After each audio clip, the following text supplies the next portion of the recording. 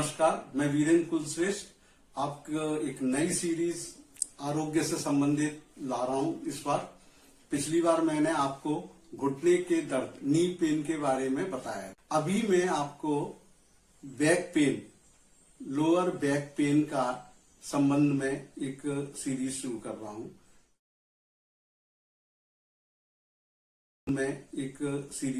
रहा हूं। ये 3-4 एपिसोड्स में कंप्लीट होगा। आप इसको सारे एपिसोड्स को देखिए और ये बड़ा इंफॉर्मेटिव होगा और मैं विस्तृत इसमें जानकारियां दूंगा। ये पहले में मैं इसका ओवरव्यू दूंगा जिससे कि ये आपको पता लगे कि ये क्यों होता है, ये है क्या बैक पेन, क्या रीजन से होता है हमारे, और हमारे शरीर के अंदर क्या क्रियाएं होती है जिससे कि ये दर्द। मैं ये बताऊंगा कि क्या एक्सरसाइज हमको करनी चाहिए जिससे कि हमें रिलीफ मिले। तीसरे में मैं आपको बताऊंगा कि उसमें हमें खान पान में क्या यूज करना चाहिए जिससे कि हम अधिक से अधिक इसका फायदा उठाएं और हमें पेन से रिलीफ मिले। चौथे में मैं आपको ये बताऊंगा कि हमें क्या नहीं करना चाहिए, हमारा क्या पोस्चर ऐसा है जो कि हमको इस तकलीफ को बढ़ाने में मदद करता, बढ़ाने में सहायक होता है। क्यों होता है, क्या है और किस तरह से ये वर्क करता है। तो आपको पता है कि रीढ़ की हड्डी जो है हमारी, स्पाइनल कॉर्ड, ये 33 वर्टिब्री से बनी हुई है। तो इसको हम आम भाषा में मनका बोलते हैं। तो ये मनके के रूप में हमारे हैं और उन दोनों के बीच, दो मनकों के बीच में एक डिस्क रहती है। उस डिस्क को, उसके मूवमेंट को, आपका स्पाइनल कॉर्ड के मूवमेंट को रखती है वो। तो अब आपको मैं ये बताऊंगा कि इसमें किस तरह से ये हमें होता है, क्या होता है, वो सारी चीज बताऊंगा। कमर का जो दर्द है वो लंबर स्पॉन्डिलाइटिस बोलते हैं। इसके 4 पार्ट हैं हमारी स्पाइनल कॉर्ड के। तो लंबर के अंदर 5 स्पाइन उसमें मनके होते हैं, L4, L5, S1, S2, S3, ये 5 होते हैं। S2, S3 फिक्स होता है ऑलमोस्ट, उसका मूवमेंट में कोई इफेक्ट नहीं होता। तो मेन इंपॉर्टेंट इसमें L4, L5 और S1 है, जिसकी वजह से हमको ये प्रॉब्लम होती है कमर के दर्द की। तो कई रीजन से होते हैं कमर के दर्द। इसमें इनको हम 2 कैटेगरी में बांट सकते हैं। पहली कैटेगरी है मैकेनिकल और दूसरी है नॉन मैकेनिकल। मैकेनिकल का मतलब यह है कि जो हम कुछ जैसे झटके से कोई चीज उठाने में, कमर के झुकना, कोई एंगल इस तरह का हमारा है, पोस्चर हमारा सोने के समय या उठने बैठने में जो गलतियां से हम उस पोस्चर में बैठते हैं, तो वो धीरे धीरे ये L4, L5 जो है वो आपको तकलीफ देने लगता है। इसके अलावा स्पॉन्डिलाइटिस इस तरह से भी होता है कि इनकी जो डिस्क है वो एज के फैक्टर के बाद 45-40 से ही ये डिग्रेडेशन चालू हो जाता है और उनका स्पेस कम होता जाता है। अगर दोनों वर्टिब्री के बीच का स्पेस, डिस्क जो है, अगर कम होता जाएगा स्पेस, तो ये प्रॉब्लम बढ़ती जाएगी। इसके अलावा ये जो है मैकेनिकल जो भी डिफेक्ट्स हैं, हमारी प्रॉब्लम्स जो आई हैं हमारे मैकेनिकल की वजह से, वो एक्सरसाइज करने से और फिजियोथेरेपिस्ट की राय लेने से वो ठीक हो जाते हैं, होती है। वो नॉन मैकेनिकल कही जाती हैं। और नॉन मैकेनिकल जो होते हैं वो एक्सरसाइज से ठीक नहीं होते। तो हम एक आम रूप से कैसे पहचाने कि मैकेनिकल कौन सा है और नॉन मैकेनिकल कौन सा है। तो हम क्या करेंगे कि हम पहले एक्सरसाइज करके देखेंगे उसको इनिशियली, कि एक्सरसाइज जो हमें इसके अंदर कमर दर्द में बताई गई है वो हम कर रहे हैं। उस एक्सरसाइज से हमको रिलीफ मिलता है कि नहीं मिलता। अगर 2-3 दिन के अंदर उसमें रिलीफ नहीं मिलता तो इसका मतलब वो मैकेनिकल नहीं है, वो नॉन मैकेनिकल है। सो हमें इमीडिएट MRI कराना चाहिए और उसका एक्सरे कराना चाहिए और उसका एक्चुअल रीजन क्या है ये मालूम करना चाहिए और तुरंत हमें डॉक्टर से राय लेनी चाहिए, जो फिजिशियंस हैं या जो इसके सर्जन्स हैं उनसे राय लेना चाहिए। तो इसमें दर्द कैसा है, वो एक तो कमर का दर्द होता है, आपके इस एरिया में आपको दर्द हो रहा है, तो ये आपका एक रीजन एक तरह से ये होता है। दूसरा, हमको कमर का दर्द भी होगा और स्पॉन्डिलाइट ये आपका साइटिका का पेन होगा, ये पूरे पैर में पीछे की तरफ नीचे तक आपको तीखा पेन होगा। या फिर दो चीज हुई, कमर दर्द विद साइटिका या अकेला साइटिका, ये तीन चीजें हो सकती हैं हमको। तो मैं आपको एक चीज दिखाता हूं, आप देखिए कि L4, L5 के बीच में ये जो स्पेस है इसको हम कहते हैं कि ये डिस्क है, ये हर एक के बीच में एक डिस्क होती है। तो ये डिस्क क्या है कि बीच में एक न्यूक्लियस होता है और इसके चारों तरफ रिंग्स हैं। ये अगर हम इसका एक सेक्शन काट के और हम उसको माइक्रोस्कोप में देखेंगे तो इस तरह का होता है। तो ये जो बीच में है न्यूक्लियस, ये स्पॉन्जी चीज है, ये स्पॉन्ज की तरह जो बॉल होती है इस तरह का है और ये पानी को सोखता है।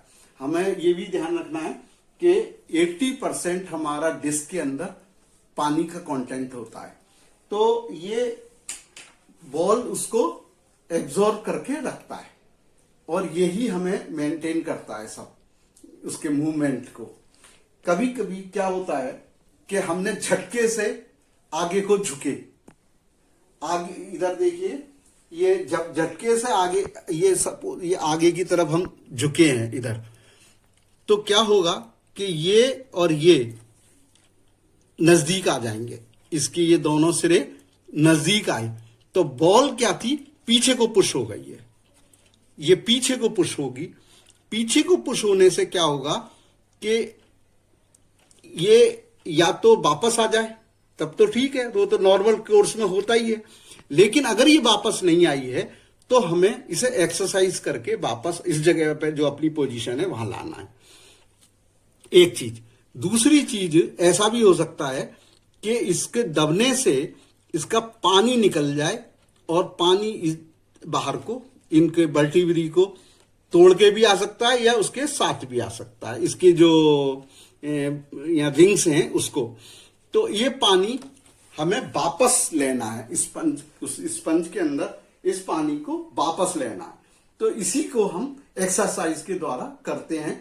और आमतौर से अगर ये बॉल शिफ्ट हो गई है या कुछ ऐसी प्रॉब्लम हो गई है तो इसको 3 दिन की एक्सरसाइज में हम वापस ला सकते हैं और काफी हमें रिलीफ महसूस होगा। इसके साथ एक और चीज मैं बताऊंगा कि एज के साथ में बॉल हमारी दब जाती है, जैसे जैसे डिग्रेडेशन होता है, एज बढ़ती है, तो ये बॉल हमारी दब जाती है। दबने से 2 बातें होती हैं कि ये जो वर्टिब्री मनके हैं इनके बीच में स्पेस कम हो जाता है। ये स्पेस कम होगा तो इसके पानी कंटेंट जो रिटेंशन पावर है वो भी कम हो जाएगी। तो इसलिए हमें एक तो ये देखना है कि ये स्पेस कम होने की वजह से भी हमको तकलीफ होती है। आगे अगर हमने इसको इमीडिएट अरेस्ट नहीं किया इस प्रॉब्लम को, तो ये प्रॉब्लम हमें क्या करती है कि वो स्पेस खत्म होने लगता है और वर्टिब्री फ्यूज हो जाती हैं, एक दूसरे से वर्टिब्री मिल जाती हैं, फ्यूज हो जाती हैं, तो उनकी फ्लेक्सिबिलिटी जो मूवमेंट होना चाहिए जो एक नॉर्मल कोर्स में होता है वो हमारा खत्म हो जाता है। और उस स्थिति में हमें जरा से झटके से या जरा सी भी कोई भारी चीज उठाया तो वो हमें दिक्कतें होती हैं। इसके अलावा ये जो हमारी स्पाइनल कॉर्ड है स्पाइनल कॉर्ड के दोनों तरफ टेंडेंस होते हैं, मसल्स एंड टेंडेंस होते हैं, तो ये भी हमारे वीक होते हैं। तो वीक होने से उनको स्ट्रेंथ अगर हम नहीं देते रहेंगे, तो स्ट्रेंथ हम दो तीन तरह से, मैंने आपको पहले भी बताया, दो तीन तरह से दे सकते हैं। एक तो हम अपनी डाइट के द्वारा भी दें, अगर हम रिच डाइट खाएं, अच्छी डाइट लें, तो उससे एक वो है। दूसरा रीजन, हम थोड़ा एक्सरसाइज करते रहें। एक्सरसाइज करने से हमारी जो मसल्स हैं वो स्ट्रेंथन रहेंगी। तो अगर वो स्ट्रेंथन रहेंगी तो वो उस बॉल, जैसे कि ये आगे झुके, वो जो स्पॉन्ज टाइप जो हमने न्यूक्लियस बताया वो पीछे को आया, तो वो अगर स्ट्रेंथन है तो उसको बाहर नहीं जाने देंगी और उसको पुश करके वापस अपनी जगह वो मसल्स भेज देंगी। तो ये रीजन है कि हमारा नॉर्मली हमको कोई प्रॉब्लम नहीं होती है। लेकिन अगर ये प्रॉब्लम हो गई तो घबराने की कोई बात नहीं है। मैकेनिकल प्रॉब्लम हमारे रेगुलर एक्सरसाइज और हमारे खाने पीने पर ध्यान देने में से ये ठीक हो जाती है। तो ये एक मैं ओवरव्यू आपको दे रहा हूं इस बारे में। इसके अलावा क्या है, L4 L5 से, L4 L5 और S1, L4 L5 S1 से दोनों साइड में नर्व्स निकलती हैं। ये नर्व्स निकल के हिप से पीछे से होती हुई नीचे तक जाती है। ये इसको साइटिक का नर्व कहते हैं। इस तरीके से आती है, जहां हमारे पर्स हम रखते हैं उसके पीछे से आती है और आके घुटने में इधर आके नी के पास ये दो में बढ़ जाती है, दो में बढ़ के फिर ये नीचे तक जाती है। ये अच्छी खासी मोटी नर्व होती है, हमारे लगभग एक अंगूठे के बराबर इसकी मोटाई होती है, लगभग अंगूठे जैसी मोटाई होती है। तो इसका क्या है कि जब L4 L5 L6 से ये निकलती हैं और वहां पे कोई दबाव हो गया, दबाव दो तरह से होता है। दबाव या तो हमारा एक्चुअली तीन तरह से दबाव हो सकता है।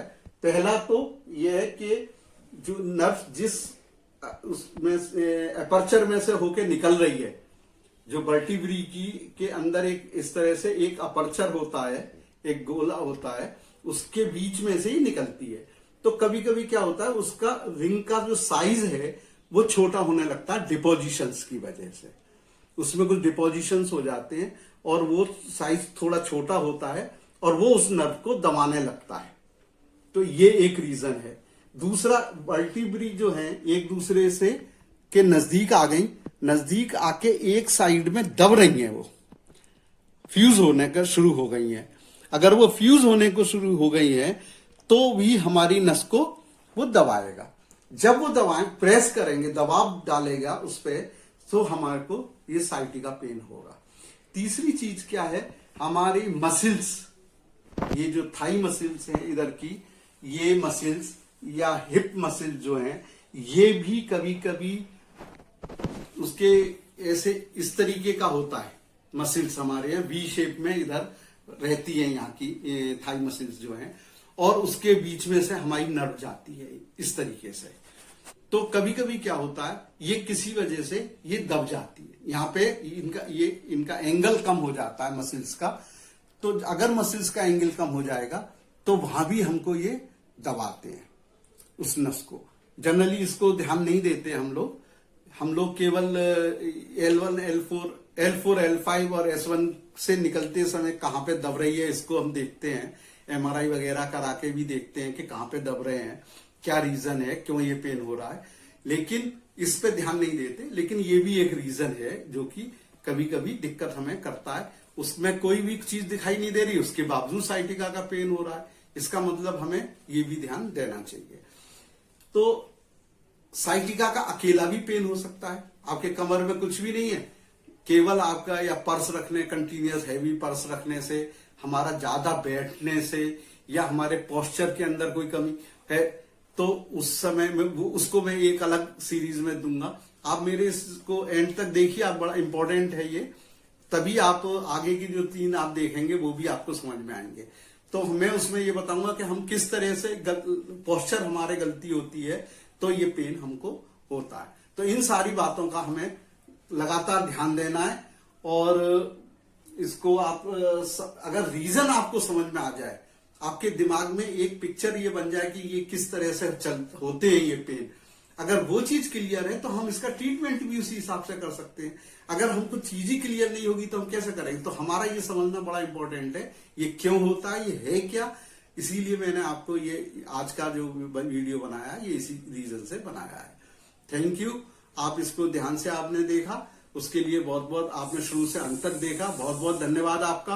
आप अपने सजेशंस हमें दीजिए, अपने कोई क्वेश्चंस क्वेरीज हैं तो वो भी हमको दीजिए। मैं आपने इसके बाद एक ऐसा ऑप्शन, वो एक सीरियल वीडियो बनाऊंगा जिसमें कि आपकी उन क्वेश्चनों के आंसर्स भी, आपकी समस्याओं के समाधान भी जो आप पूछेंगे उनके देने की कोशिश करूंगा। Thank you.